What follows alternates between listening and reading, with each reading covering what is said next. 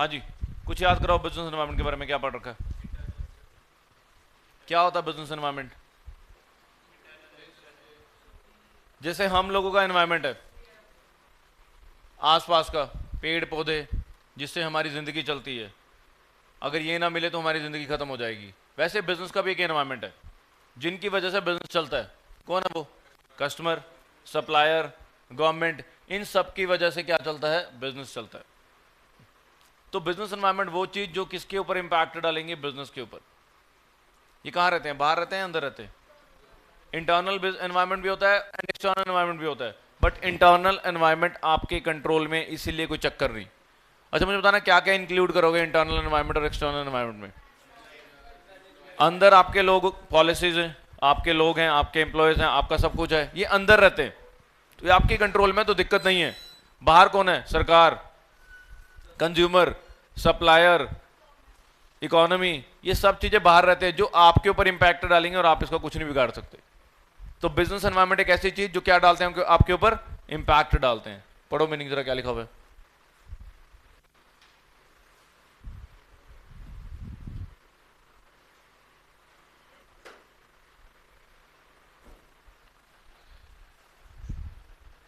Business environment का मतलब individuals, institutions और बाकी सारी फोर्सेस जो आउटसाइड से आपको कंट्रोल कर रही हैं। कंज्यूमर आपको कंट्रोल करता है, गवर्नमेंट आपको कंट्रोल करते हैं, और अगर ये लोग चेंज हो जाएं तो आपके बिजनेस पे क्या डालेंगे? फर्क डालेंगे।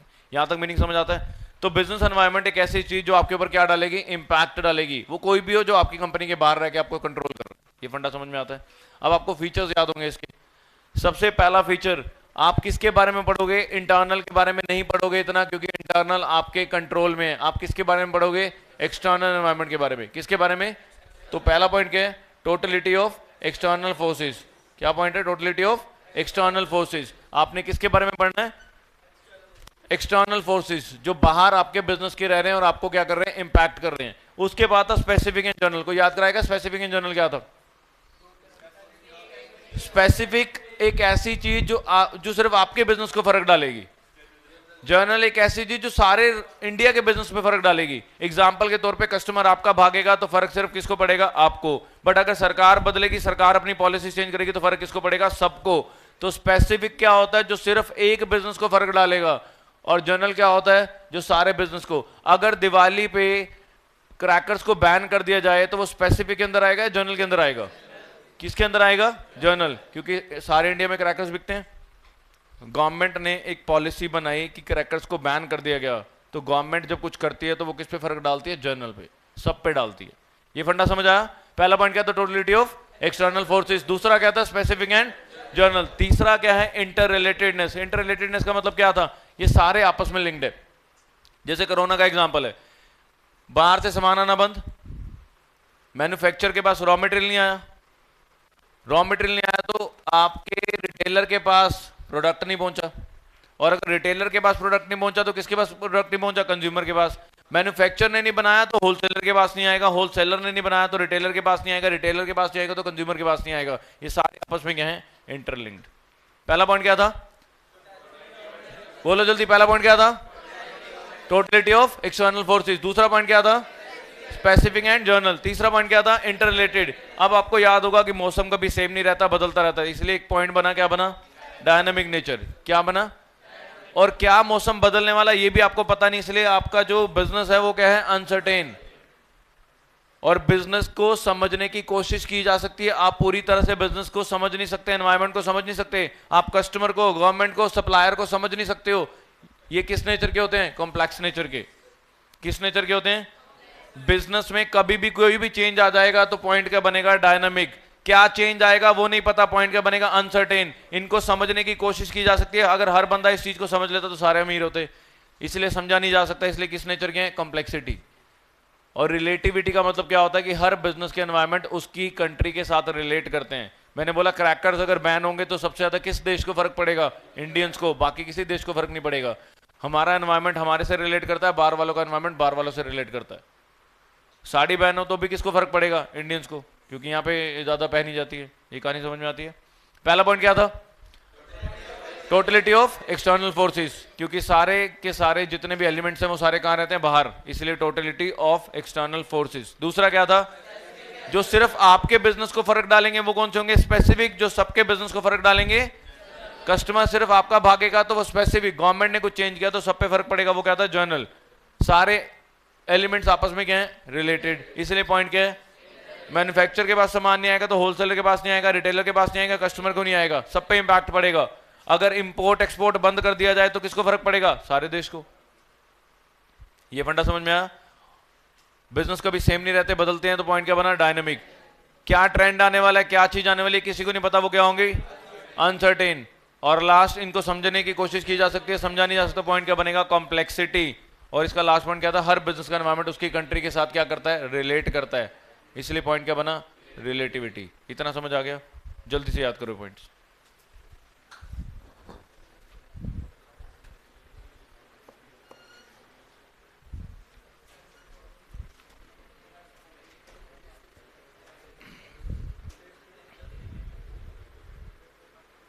पहला पॉइंट बोलना सारे दोबारा।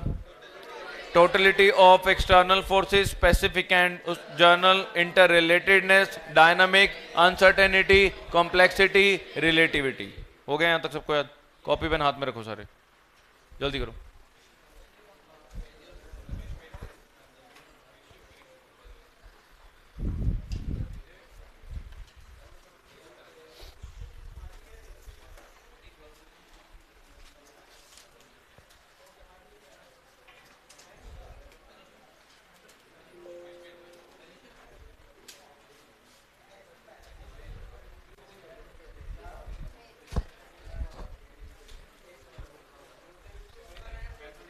चलिए यहां तक आ गया समझ? बोलना सबसे पहला फीचर क्या था? Totality of external forces. दूसरा क्या था? Specific and general. तीसरा क्या था? Interrelated. चौथा क्या था? डायनामिक। पांचवा क्या था? अनसर्टेनिटी। फिर क्या था? कॉम्प्लेक्सिटी। और लास्ट क्या था? रिलेटिविटी। यहां तक हो गया? सबको याद हो गया? इसके बाद आपकी importance of business environment scanning. Business environment scanning का मतलब क्या होता है? जिसने मार्केट का थोड़ा बहुत एनालिसिस किया है, जिसने मार्केट को समझने की थोड़ी बहुत कोशिश की है, उसको बोलते हैं बिजनेस एनवायरनमेंट स्कैनिंग। जो बंदा बिजनेस एनवायरनमेंट स्कैन करेगा, बिजनेस को समझने की कोशिश करेगा, मार्केट को समझने की कोशिश करेगा, उसको क्या फायदे मिलेंगे? उसे पता लग जाएगा कि आने वाला ये ट्रेंड है और आने वाला ये ट्रेंड बंद होने वाला है। तो जो ट्रेंड बंद होने वाला है उसकी प्रोडक्शन क्या कर दो? रोक दो। और जो ट्रेंड आने वाला है उसकी प्रोडक्शन क्या कर दो? शुरू कर दो। मार्केट में ट्रेंड आप लेके आओगे तो पॉइंट क्या बनेगा? First mover advantage. मार्केट में पहले आप मूव करोगे एडवांटेज लेके।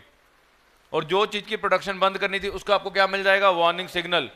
जिसने कोरोना को समझ लिया होगा, जिसको पता कि कोरोना अपने इंडिया में भी आएगा, उस बंदे ने प्रोडक्शन रोक के क्या की होगी? समझदारी। क्योंकि उसको सिग्नल मिल गया था किस चीज का? वार्निंग का, कि आने वाले टाइम में बिजनेस बंद होंगे।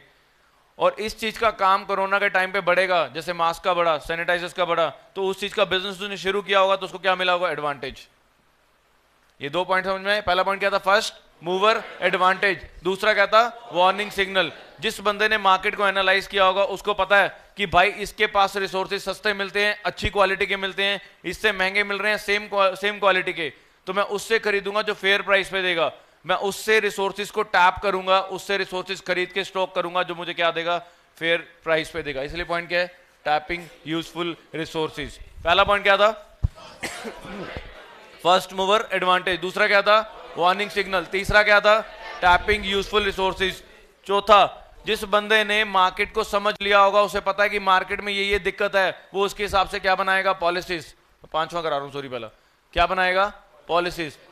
मैंने आपको एक करियाने वाले का एग्जांपल दिया था कि जिस बंदे ने राजपुरा में चेक किया कि सारे करियाने वाले सामान उधार पे बेचते हैं, क्रेडिट पे बेचते हैं और इनकी सालों साल रिकवरी नहीं होती, तो वो क्या सोचेगा कि भाई आने वाले टाइम में अगर मैं करियाने का काम करूंगा तो मैं किस पे करूंगा? कैश पे। मैं उधार पे करूंगा ही नहीं, प्रॉफिट हो या ना हो, पर फिर भी मैं उधार पे नहीं करूंगा।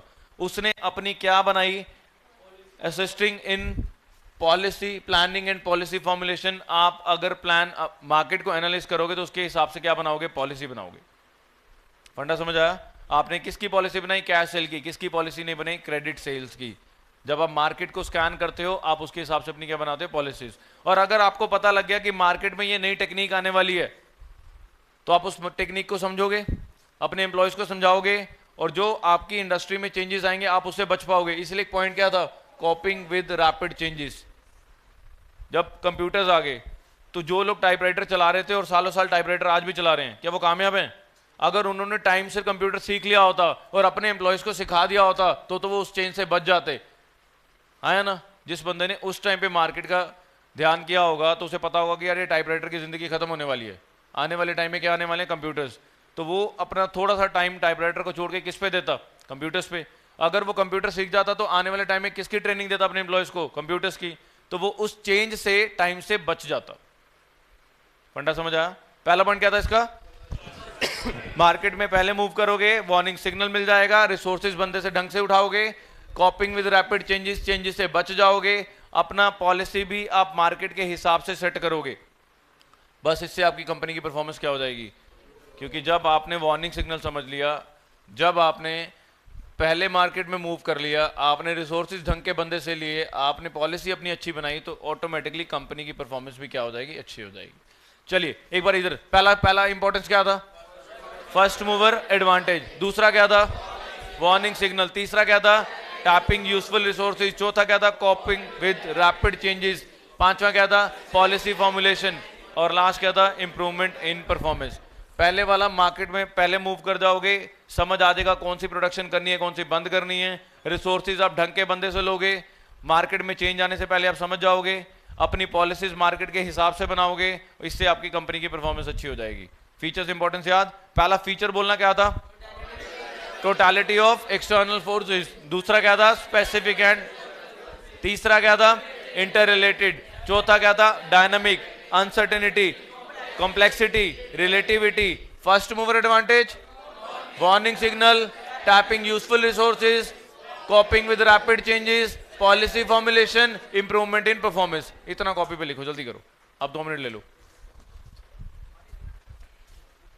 बुक बंद कर दो सारे यार, बुक बंद करो।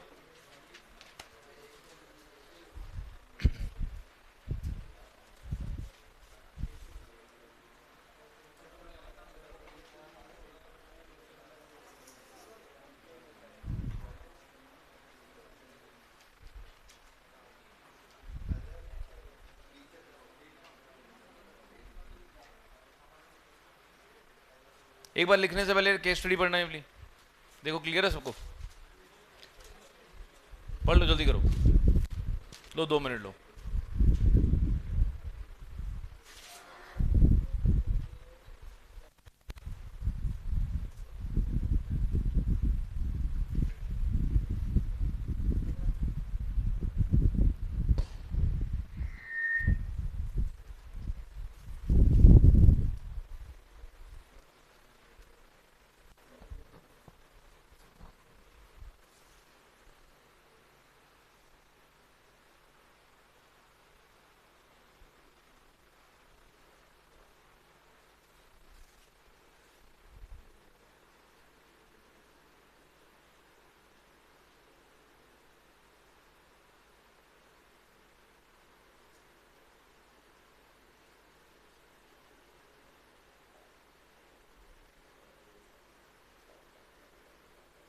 आ जाएगा समझ, इजी है।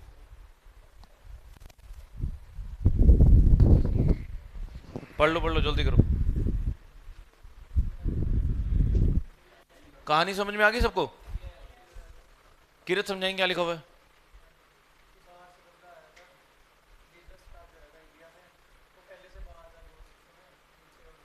यूएसए में।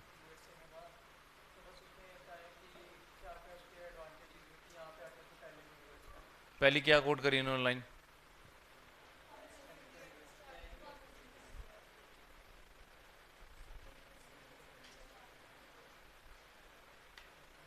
पहला फर्स्ट मूवर एडवांटेज सबको समझ आ गया?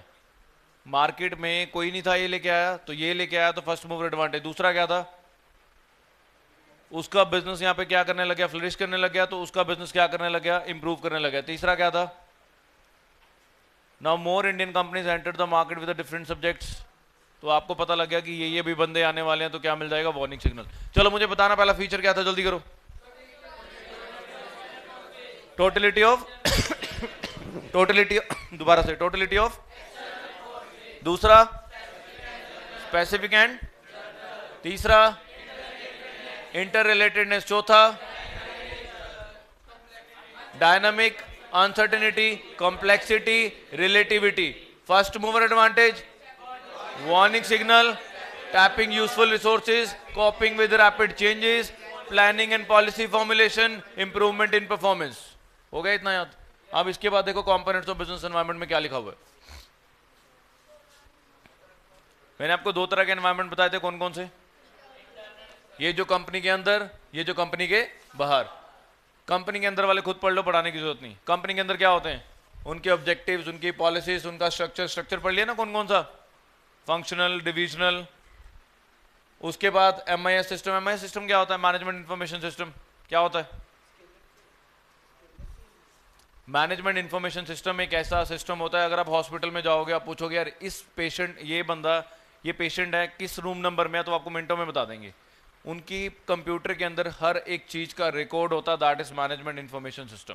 जब मैनेजमेंट को किसी भी तरह की इंफॉर्मेशन चाहिए तो वो सिस्टम के अंदर मिलेगी आपको। ये जो कंपनीज बनाती हैं बहुत अच्छा, बहुत सही चीज है उनके लिए। प्रॉपर रिकॉर्ड हर कंपनी, ऑर्गेनाइजेशन, फर्म को मेंटेन करना चाहिए। अगला पॉइंट क्या है? प्रोडक्शन मेथड, लेबर इंटेंसिव पे हो, कैपिटल इंटेंसिव पे हो, प्रोडक्शन कैपेसिटी, कितने आप प्रोड्यूस कर सकते हो, कितना आप रॉ मटेरियल खरीद सकते हो, ये सब चीजें, ये सारा कुछ आपके अंदर है। आप बढ़ा लो रॉ मटेरियल, कम कर लो, MIS को चेंज कर लो, पॉलिसीज को चेंज कर लो, ऑब्जेक्टिव को, ये सब कुछ आपके हाथ में। जो हाथ में नहीं है वो क्या है? ये बाहर रहते हैं, ये वो लोग जो हैं स्पेसिफिक, और ये वो लोग जो हैं जनरल। अब ये स्पेसिफिक जनरल वर्ड यूज क्यों कर रहा हूं, समझ आता है? ये वो लोग जो सिर्फ किसके बिजनेस को फर्क डालेंगे? आपके। और ये वो लोग जो किसके बिजनेस को फर्क डालेंगे? सबको। कौन है वो? कस्टमर्स। भागेगा तो आपका, सप्लायर ने माल देना बंद किया तो आप फंसोगे, अगर दो चार कॉम्पिटिटर्स आ गए तो आपकी दुकान खराब होगी, पब्लिक ने आपकी इमेज बिगाड़ी तो आपका बिजनेस जाएगा, आपकी मार्केटिंग इंटरमीडिएट्स ने आपके बारे में फालतू बोलना शुरू कर दिया तो वो आपका काम खराब करेंगे। ये सिंपल से पॉइंट है, ये सारे अंदर रहते हैं। बोलना कौन है, नाम बोलना। सबसे पहले कौन है? Customer, supplier, competitors, public, intermediate. पहला कस्टमर, दूसरा सप्लायर, तीसरा कॉम्पिटिटर, चौथा, पांचवा मार्केटिंग इंटरमीडिएट्स। 2 मिनट लो, याद करो। पूरे चैप्टर की ना इमेज बना लो, बुक की जरूरत नहीं पड़ेगी।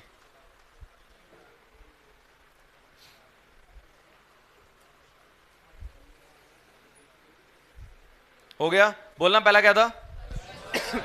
Customer, supplier, competitor, public. साथ वाले के पास चला गया तो बिजनेस का नुकसान। सप्लायर ने टाइम पे माल नहीं दिया तो आप कुछ कर नहीं पाओगे। 4-5 नए नए कॉम्पिटिटर्स आ गए तो आपके कस्टमर बढ़ जाएंगे। पब्लिक ने आपके प्रोडक्ट के बारे में कुछ फालतू बोलना शुरू किया तो आपका प्रोडक्ट गया। मार्केटिंग इंटरमीडिएट एक तरह का, ये भी सप्लायर के बीच में एजेंट आ जाता है। अगर उसने भी आपको, सप्लायर को माल नहीं दिया तो आपके तक भी नहीं पहुंचेगा। ये फंडा समझ में आता है?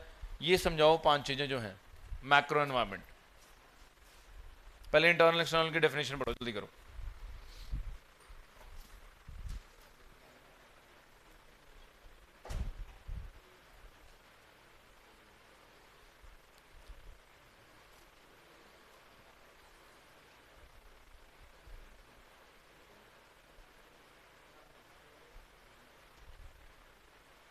मुझे इसकी एक्सटर्नल की लास्ट 2-3 लाइनें समझाना।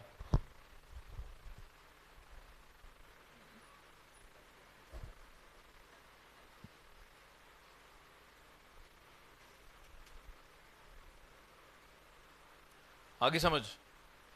बिजनेस अपने आप को आइसोलेट करके नहीं रख सकता, बंद करके नहीं रख सकता। अगर गवर्नमेंट कुछ करेगी तो आपको रिएक्ट करना पड़ेगा। अगर बाहर का कोई भी एनवायरनमेंट कुछ भी करेगा, आपको हर चीज का रिएक्शन देना पड़ेगा। आप अपने आप को, बिजनेस को बंद करके नहीं बैठ सकते। फॉर एग्जाम्पल, अगर किसी भी बिजनेस पे लाइसेंस लगा दिया, वो ये नहीं कह सकता कि सरकार लगाती रहे, मेरे को क्या फर्क। अब नहीं लोगे तो उठा के ले जाएगी, आपको रिएक्ट करना ही पड़ेगा। बस इंटरनल में वर्ड क्या यूज करना है? Within the organisation. और एक्सटर्नल में वर्ड क्या यूज करना है? Outside the organisation. पहले मेरे को इतना सुनाओ, जल्दी करो, जितना भी पढ़ाया गया। ये भी पढ़ लो, मैक्रो माइक्रो में क्या लिखा हुआ है यार।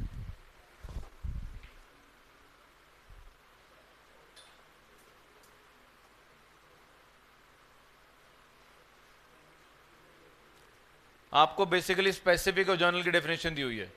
क्या लिखा हुआ है मैक्रो माइक्रो में? पढ़ो। All those external factors which are closely related to business and influence each industrial unit differently. हर बंदे की दुकान को अलग इफेक्ट करेगी। और एक्सटर्नल में क्या लिखा हुआ है? माइक्रो में, सॉरी, जो सारे के सारे इंडस्ट्रियल यूनिट, सारे बिजनेस को क्या करेगी? इंपैक्ट करेगी। मैंने आपको फीचर कराया था ना दूसरा, स्पेसिफिक एंड जनरल। स्पेसिफिक में क्या था? जो सिर्फ एक बिजनेस को फर्क डालेगा, और जनरल में क्या था जो सबके बिजनेस को। यही माइक्रो है स्पेसिफिक, यही मैक्रो है जनरल। एक बार आराम से आंखें बंद करो, सोचो क्या पढ़ा गया, जल्दी करो। बुक में मत देखना, बुक छोड़ दे गुरकीर्त, गुरकीर्त बुक छोड़ दे। कुछ भी कस्टमर इंटरनल के ऑब्जेक्टिव पॉलिसीज कुछ भी डाल दियो।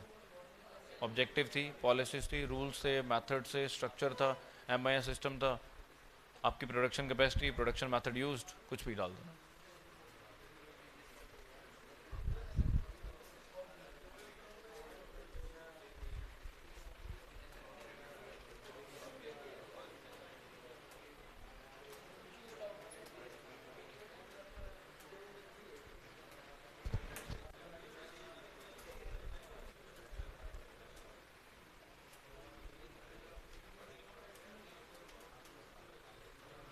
पीपीटीज तो अच्छी बनाई हुई है इसने, पीपीटीज तो अच्छी बनी हुई है कि नहीं?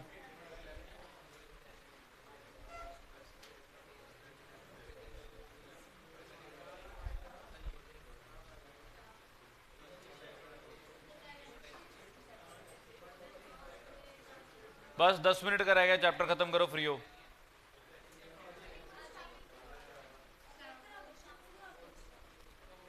सेकंड ना 14 प्रिंसिपल अभी करो, शाम को बाकी कर लेंगे। चुप, हो गया, हो गया जी। कौन से वाला, ये वाला, ये लो।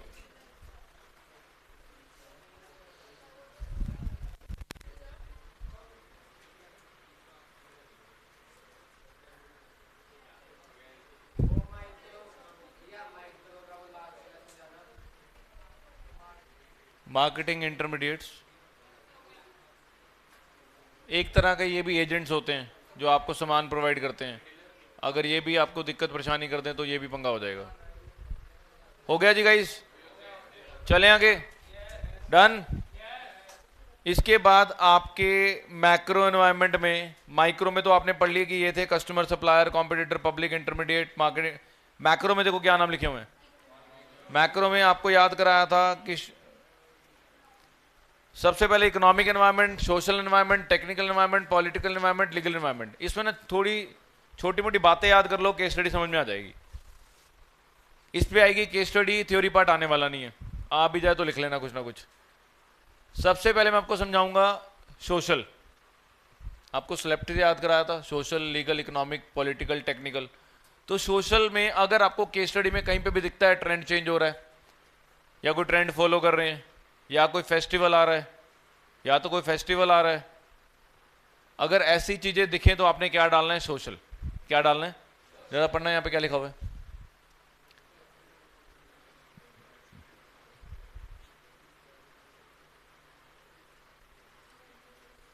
दिवाली आती है तो बिजनेस पे फर्क पड़ता है या नहीं पड़ता, सोशल में जाएगा। होली आती है तब भी बिजनेस में फर्क पड़ता है नहीं पड़ता। अब दिवाली के टाइम पे लोग इतना ज्यादा बिजनेस करते हैं तो वो सारा किस में जाएगा, सोशल में, ट्रेडिशंस में, कस्टम्स में, इसमें जाएगा। आया ना, यहां तक समझ आता है। अगर लोगों ने फिटनेस की तरफ ध्यान देना शुरू कर दिया तब भी सोशल, कस्टम्स की तरफ ध्यान देना शुरू कर दिया तब भी सोशल, कोई इवेंट आ गया, दिवाली दुशहरा आ गया तो भी सोशल, किसी ने पार्क बनाया तो भी सोशल, कहीं पे भी सोसाइटी की बात हो रही होगी तो सोशल आ जाएगा। यहां तक फंडा समझ में आता है। उसके बाद आता है लीगल। लीगल जब भी आ जाए, एक्ट पास हुआ तो लीगल, किसी भी तरह का एक्ट पास हुआ तो लीगल। भाई रिकॉर्डिंग चल रही है, गालियां नहीं देना चाहता, आराम से बैठ जाओ। गौरव तेरे को भी बोल रहा हूं, दोबारा नहीं बोलूंगा। यहां तक समझ आता है। लीगल में अगर किसी भी तरह का एक्ट पास हुआ, किसी भी जज ने जजमेंट दी, किसी भी कमेटी ने जजमेंट दी, वो सारा किस में जाएगा, लीगल में। जैसे कोई भी पैकेट के ऊपर सब जो चीजें लिखी जाती हैं वो लीगल की वजह से, क्योंकि आपके जज ने एक एक्ट पास किया था कि आप कोई भी चीज बनाते हो तो उसकी सारी स्पेसिफिकेशन आपको बाहर लिखनी है। अगर किसी चीज से कोई नुकसान है तो भी लिखना है। जैसे सिगरेट के पैकेट के ऊपर लिखा जाता है, वो सारा किस में आएगा, लीगल में। डीमोनेटाइजेशन भी क्या था, एक एक्ट था, तो वो भी किस में जाएगा, लीगल में। जीएसटी भी एक एक्ट था, तो वो भी किस में जाएगा, लीगल में। किसी भी तरह का एक्ट बनेगा तो हमेशा वो किस में जाएगा, लीगल में। सोशल लीगल समझ में आता है? आ गया दोनों समझ? सोशल और लीगल क्या होते हैं? आ गया जी। इसके बाद आते हैं इकोनॉमिक पे। इकोनॉमिक में आप याद रखना, इकोनॉमिक्स के मैक्रो के जितने भी चैप्टर्स पढ़े हैं, कोई भी नाम दिख जाए तो इकोनॉमिक डाल के आना। चैप्टर का नाम कौन सा पढ़ा सबसे पहले? National income. फिर हमने कौन सा पढ़ा? मनी। फिर हमने कौन सा पढ़ा? Banking, CRR rate, interest rate. उसके बाद हमने पढ़ा एग्रीगेट डिमांड। फिर आएगा आपका बीओपी। फिर आएगा आपका फॉरेन एक्सचेंज। ये सारे जितने भी चैप्टर्स के नाम दिख जाएं, जैसे आपने पढ़ी है 3 तरह की इकोनॉमी कौन सी होती है? Mix economy, centrally planned economy, socialistic economy. ये सारी जो इकोनॉमिक्स के नाम दिख जाएं, इकोनॉमिक्स के चैप्टर का कोई भी वर्ड दिख जाए तो किसमें डाल के ना, इकोनॉमिक्स में। मतलब इकोनॉमिक में ये आता है कि जिसकी वजह से आपको पैसा बढ़ रहा है या कम हो रहा है, तो ये सारा किसमें जाएगा? इकोनॉमिक में। फॉर एग्जाम्पल इंटरेस्ट रेट बढ़ गए, मार्केट में मनी सप्लाई क्या हो जाएगी? कम हो जाएगी। लोग लोन लेना कम कर देंगे, मार्केट में मनी सप्लाई क्या हो जाएगी? कम हो जाएगी। तो वो किस में जाएगा? इकोनॉमिक में। एक्सपोर्ट पॉलिसी, इंपोर्ट पॉलिसी में सरकार ने कुछ चेंज कर दिया तो वो उसका भी फर्क पूरी इकोनॉमिक में पड़ेगा, तो क्या बनेगा? इकोनॉमिक्स। ये फंडा समझ आता है? पहले वाला सोसाइटी को लेके था, दूसरा वाला एक्ट्स को लेके था, तीसरे वाला चैप्टर सारे मैक्रो के नाम याद रखना, और उसके बाद आता है आपका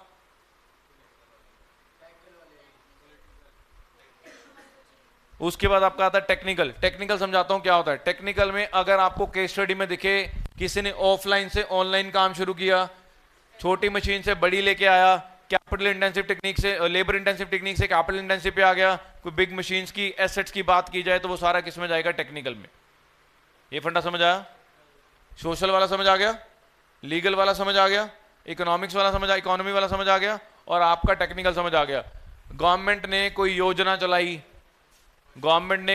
चलाई, किसी बिजनेस की तरफ पॉजिटिव दिखाया, किसी बिजनेस की तरफ नेगेटिव दिखाया, तो वो सारा इंपैक्ट किस में जाएगा? आपका पॉलिटिकल एनवायरनमेंट पे। अगर आपको ये क्लियर करना तो जरा ध्यान से पढ़ो।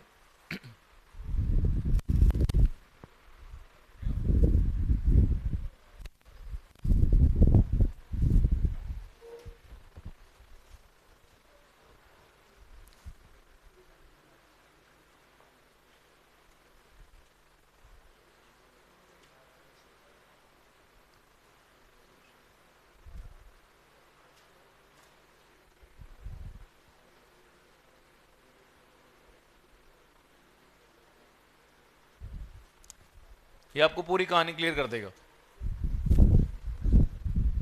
सबसे पहला कोर्ट ने पॉलिथीन बैग्स को क्या कर दिया? बैन। उसका जब ऑर्डर पास किया तो वो कहां पे आया? सोशल एनवायरनमेंट में क्या आया? The bags are creating many environmental problems which affect the life of people in general, society in general is more concern. किसके बारे में सोचा गया? सोसाइटी के बारे में। पॉलिटिकल एनवायरनमेंट में गवर्नमेंट ने डिसाइड किया सब्सिडी देने के लिए। मैंने बोला ना, किसी इंडस्ट्री के लिए पॉजिटिव सोचा, किसी के लिए नेगेटिव सोचा। उसने जूट इंडस्ट्री के बारे में अच्छा सोचा, अगर वो दारू दूरू बैन करा दे तो वो भी क्या आएगा? पॉलिटिकल आएगा। उसके बाद आपका टेक्निकल, क्योंकि इनोवेटिव टेक्निक लेके आए बैग्स को बनाने के लिए। और इकोनॉमिक एनवायरनमेंट क्या लिखा हुआ देखो, पढ़ो क्या लिखा हुआ है। इनकम अगर बढ़ेगी, मार्केट में पैसा बढ़ेगा, कम होगा तो हमेशा किस में डालना है? इकोनॉमिक में। ये फंडे याद रखना, आपको क्लियर करने के लिए बनाई गए हैं। अब पढ़ो।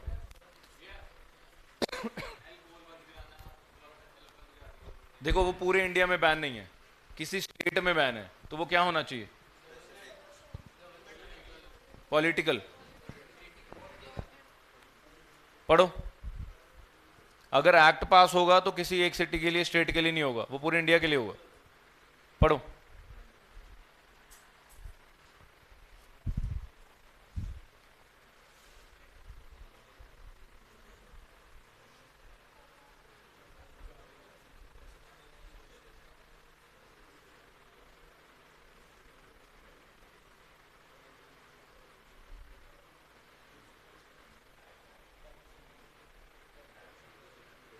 आगे समझ? कितनों को आगे समझ? सबसे पहले मैंने आपको बताया था कोई भी योजना चलाई गई तो वो किस में जाएगा? पॉलिटिकल। पहली योजना इन्होंने बताई स्वच्छ भारत। सोशल एनवायरनमेंट में क्या आया? सफाई रखेंगे एरियाज की तो सोशल में जाएगा, लोगों को बीमारियां कम लगेंगी। इकोनॉमिक में क्या आया? कौन सा बेटा? इकोनॉमिक्स का पार्ट है ना, वो एक्ट नहीं है, वो अलग चीज है। बिल पास करना, सब कुछ, हर चीज अलग बनती है। इकोनॉमिक में क्या है? यही बता रहा था, न्यू सर्विस टैक्स फॉर स्वच्छ भारत वाज आल्सो स्टार्टेड। अरे क्या लिखा हुआ उन्होंने यार, सिंपल सी बात है कि गवर्नमेंट ने एक सर्विस टैक्स लगाया, किसके हुए, किसके बारे में सोचा उन्होंने? इकोनॉमी के बारे में। आप रिलेट करना इकोनॉमी के बारे में और लीगल के बारे में, आपने ये जरा ध्यान रखना है। देखो गवर्नमेंट सब कुछ लगाती है, एग्रीगेट डिमांड हो, एग्रीगेट सप्लाई हो, इन्फ्लेशन हो, डिफ्लेशन हो, गवर्नमेंट का ही हाथ होता है। मनी सप्लाई बढ़ाना, मनी सप्लाई कम करना, गवर्नमेंट का ही हाथ होता है। आप इसका इंपैक्ट अगर इकोनॉमी में पड़ रहा है तो वो इकोनॉमी में आएगा। आप ये नहीं कह सकते कि गवर्नमेंट ने किया। और टेक्निकल में क्या लिखा हुआ है? न्यू मेथड्स, गार्बेज वगैरह के। यहां तक क्लियर हो गया? अब ये आना है, ये बताओ।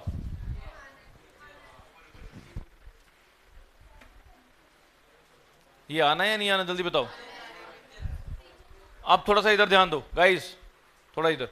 पहला फीचर क्या था? पहला फीचर क्या था? बिजनेस एनवायरनमेंट का, टोटलिटी ऑफ एक्सटर्नल फोर्सेस। दूसरा क्या था? Specific and general. तीसरा क्या था? Interrelated. उसके बाद चौथा क्या था? Dynamic, uncertainty, complexity, relativity. ये सारे आते हैं। पहली इंपॉर्टेंस क्या थी? First mover advantage, warning signal, tapping useful resources, adaptation to change, policy formulation, improvement in performance. ये आते हैं सबको। फिर आपका आ गया इंटरनल एक्सटर्नल। इंटरनल में आपका पॉलिसीज, रूल, ये सब डाल सकते हो, पढ़ लो। हो गया?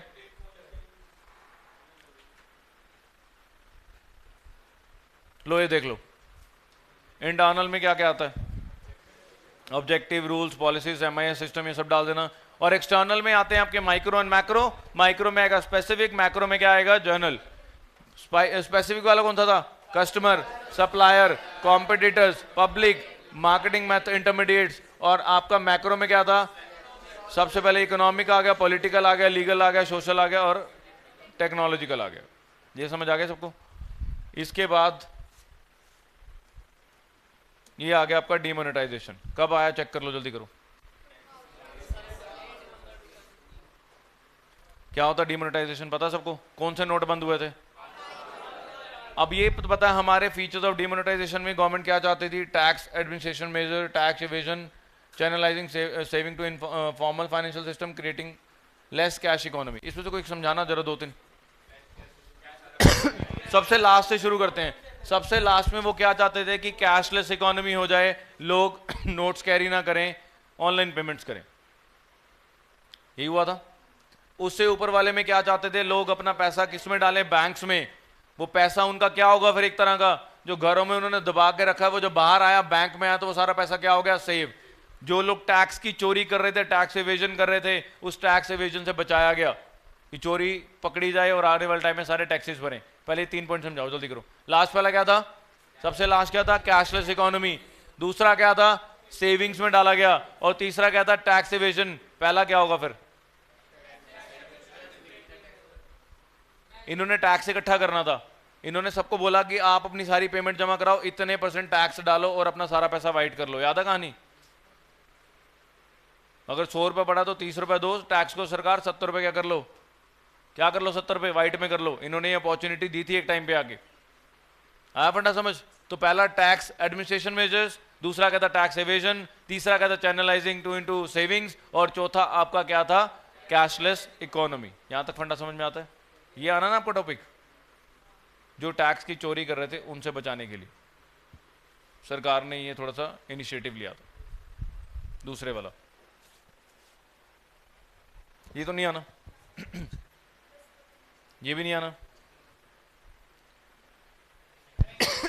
चलो, आपको समझ में आ गया जितना पढ़ाया गया? चैप्टर अच्छे से याद हो गया? अब ले लो 5 मिनट। अब